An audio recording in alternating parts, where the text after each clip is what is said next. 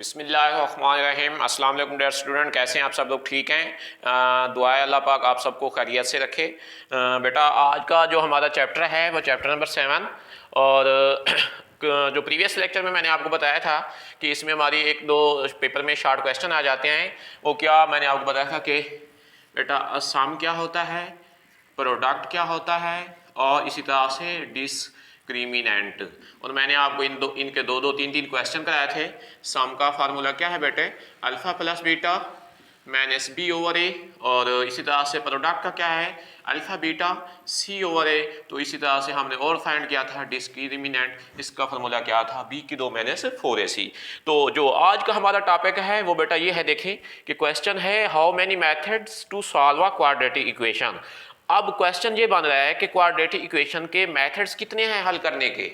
अब आपके पास ये देखिए, मैंने यहाँ पे लिखा कि क्वेश्चन को क्वाड्रेटिक इक्वेशन को हल करने के कितने मेथड हैं। आपके पास 3 मेथड्स हैं। कौन कौन से? पहला आपके पास मेथड है solve by factorisation, solve by completing square, solve by quadratic formula. इसी तरह से मैंने साथ में उर्दू में लिखा, क्योंकि आप लोगों ने काफ़ी सारे बच्चे होते हैं जो मैट्रिक में एज ए उर्दू मीडियम करते हैं, तो फिर वो क्वेश्चन करते हैं किस मेथड के साथ। वही होता है फैक्टराइजेशन, लेकिन उसे उर्दू में क्या कहते हैं? बजरिया तजी, बजरिया तकमील मुरब्बा, बजरिया 2 दर्जी फार्मूला। अब 2 दर्जी फार्मूला क्या आपका बेटा? देखिए x is equal to minus B plus minus B की 2 माइनस 4ac का जज़र और डिवाइडेड में क्या आपके पास 2a।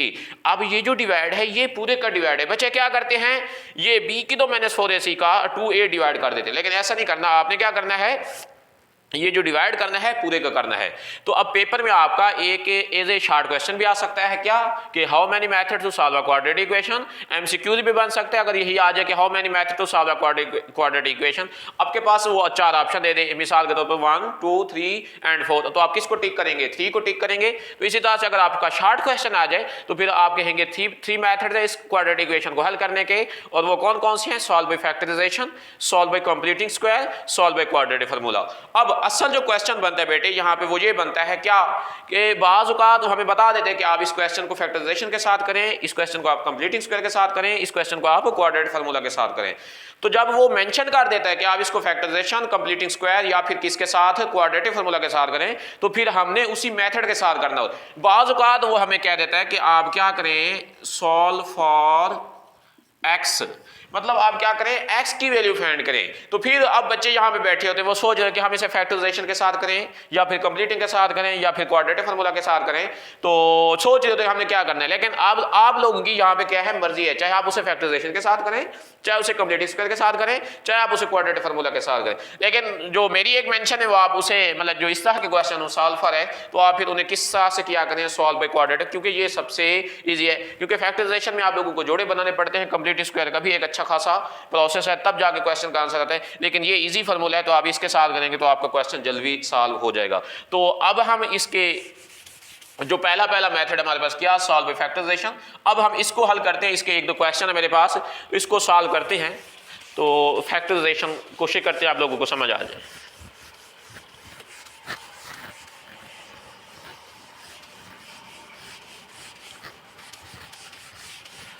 अब देखें, जो हम बुक बेटा इस्तेमाल कर रहे हैं मैथमेटिक्स बिजनेस ICOM की, तो वो मिस्टर अब्दुल्ला की है। तो अब वो न्यू एडिशन ले लीजिए। न्यू एडिशन के मुताबिक हम क्वेश्चन करेंगे। वो जो पहला क्वेश्चन है मेरे पास यहाँ पे, क्वेश्चन नंबर 1।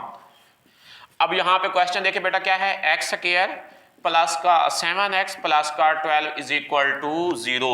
अब वो कहते हैं कि आप इसको किस मेथड के साथ करें, सॉल्व बाय फैक्टराइजेशन। अब देखिए बेटा, सबसे पहले तो हमने ये देखना होगा जो हमारे पास इक्वेशन है, क्वेश्चन है, क्या वो क्वाड्रेटिक फॉर्म में है, क्या वो स्टैंडर्ड फॉर्म में है, तो तब जाके हम इस क्वेश्चन को हल कर सकेंगे। अगर नहीं है तो फिर हमने क्या करना होगा, सबसे पहले हमने उसकी क्वाड्रेटिक इक्वेशन बनानी होगी। हाँ, अब देखें, क्योंकि हमारे पास जो क्वाड्रेटिक इक्वेशन है वो क्या है, ax स्क्वायर जमा bx जमा c इज इक्वल टू 0।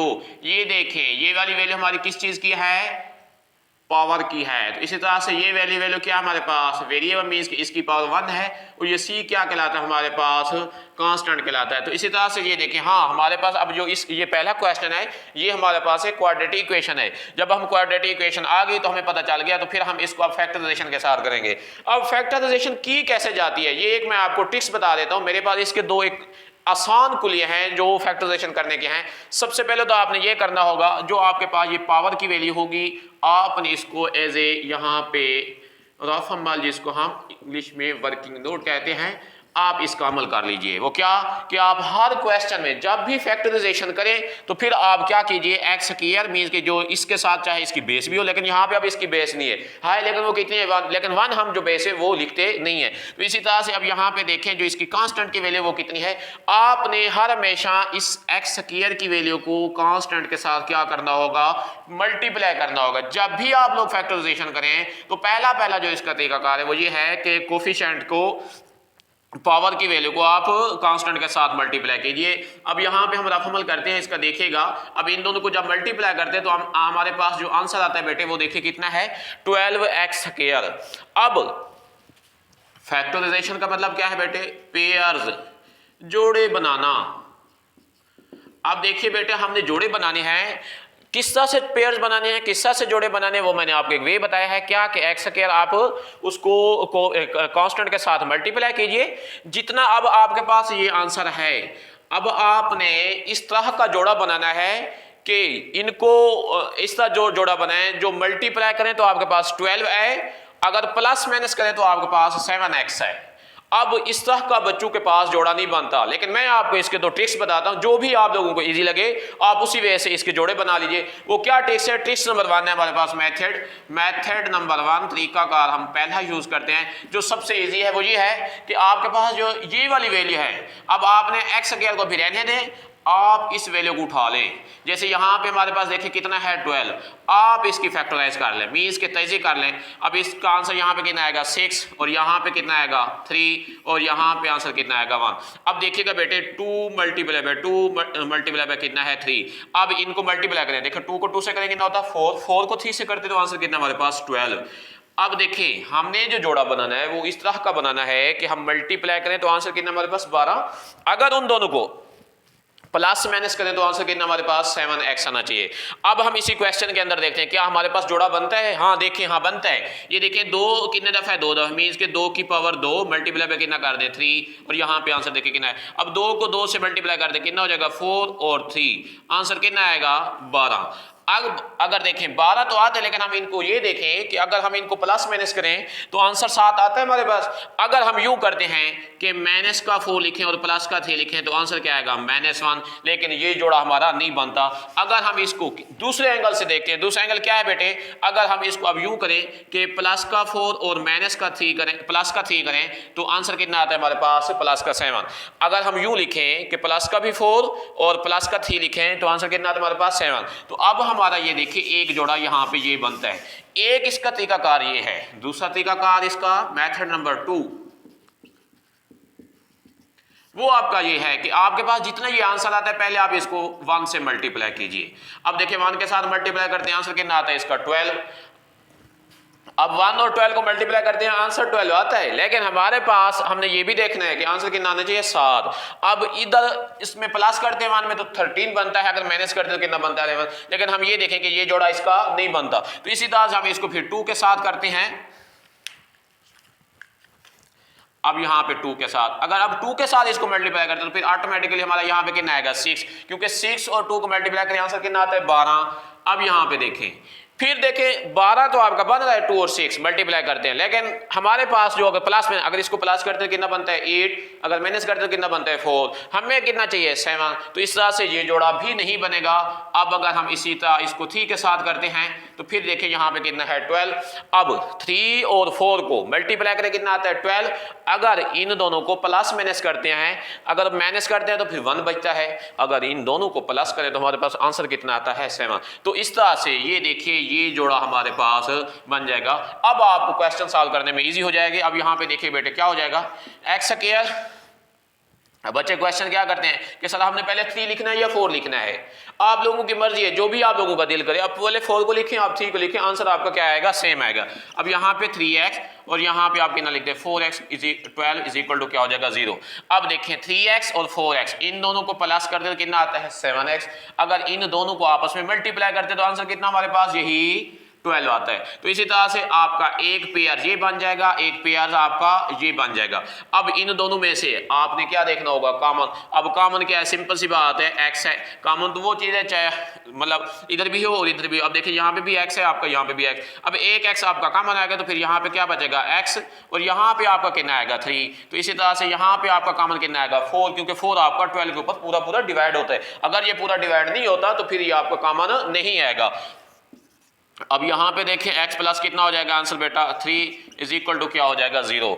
अब ये दोनों देखें क्या है आपके सेम, इन दोनों में से एक आप कॉमन ले लें और एक जोड़ा आपका ये बन जाएगा x plus 4 is equal to 0। अब x प्लस 3 ये भी 0 के बराबर हो जाएगा, x प्लस 4 ये भी आपका 0 के बराबर, x प्लस 3 ये भी माइनस इधर जाएगा और इधर ये जाएगा तो किस चीज़ का होगा। अब जो आपका सोल्यूशन सेट होगा वो क्या होगा, -3 एंड -4। ये आपका पहले क्वेश्चन फैक्टराइजेशन का क्या होगा बेटे आंसर। अब जो बड़ी मज़े की बात है वो ये है कि आपने 10th में ये मैथ की होगी इसी तरह के सारे क्वेश्चन, लेकिन आपने शायद एक बात ना समझे, वो क्या, वो ये कि जो आपके पास क्वेश्चन आ जाते हैं अब आप इनका प्रूफ भी कर सकते हैं। वो कैसे, ये जो दोनों आपके पास आंसर हैं, आप इन दोनों में से किसी एक को मतलब पुट कर दे, किस में जो आपके पास इक्वेशन है उसमें पुट करके देखें कि आपकी दोनों साइडें बराबर आती हैं तो आपका क्वेश्चन ठीक होगा, अगर आपकी दोनों साइडें बराबर नहीं आती तो फिर आपका क्वेश्चन गलत। एक बात और दूसरी बात ये, यहाँ पे देखें इधर क्या आपके पास x प्लस 3 और इधर भी क्या है आपके पास x प्लस 3, मतलब दोनों ये जो ब्रैकेट वाली वैल्यू हमारी क्या है बिल्कुल सेम है।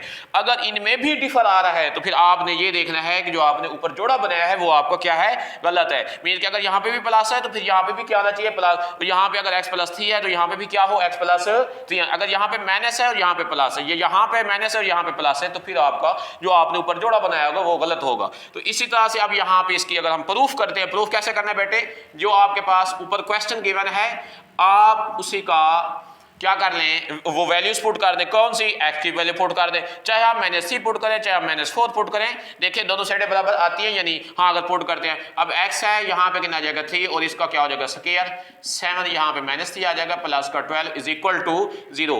अब आप लोगों को पता है जब माइनस और ऊपर क्या हो आपका मीन्स के इवन नंबर में हो जिसको हम जुफ्त कहते हैं, तो फिर हमारे पास जो आंसर है वो किस चीज में हो जाता है पॉजिटिव में। अब यहाँ पे देखें जो आपके पास आंसर बनेगा बेटा वो कितना बनता है 9, और हाँ यहाँ पे देखिए ये प्लस और ये माइनस, यहाँ पे आंसर कितना आएगा 21, तो यहाँ पे आंसर कितना आएगा 12, क्योंकि ये माइनस है और ये प्लस, प्लस माइनस का 21। अब यूँ देखिए ये प्लस का 9 है और प्लस का 12, अब इन दोनों को अगर हम प्लस करते हैं आंसर कितना आता है 21 और इधर भी 21 इज इक्वल 0। 21 माइनस 21 करें तो आंसर देखिए बेटा कितना आता है आपके पास 0 इज इक्वल टू क्या है 0। दोनों साइडें आपकी क्या है तो आपका क्वेश्चन ठीक होगा, अदरवाइज आपका क्वेश्चन क्या होगा गलत होगा। तो इसी तरह से हमें ये प्रूफ से साबित हो गया कि हमने जो क्वेश्चन किया जो उसके आंसर है वो दोनों के दोनों क्या हैं ठीक हैं। इंशाल्लाह हम कल के लेक्चर में इसी के बाकी जो क्वेश्चन रिमेनिंग है वो आगे कंटिन्यू करेंगे। थैंक यू बेटे, अल्लाह हाफिज़।